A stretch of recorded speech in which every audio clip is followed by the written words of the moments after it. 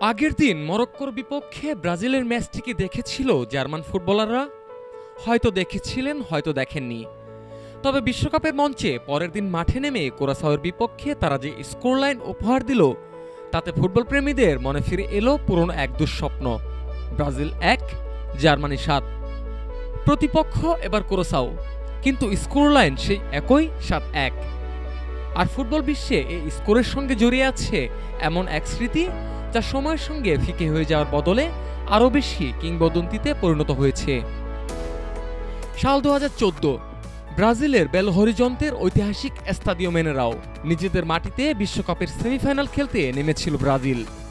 কিন্তু সেদিন যা ঘটেছিল তা হয়তো কল্পনাও করেনি কেউ। স্বাগতিকদের জালে গুনে গুনে ৭ গোল দিয়েছিল জার্মানি।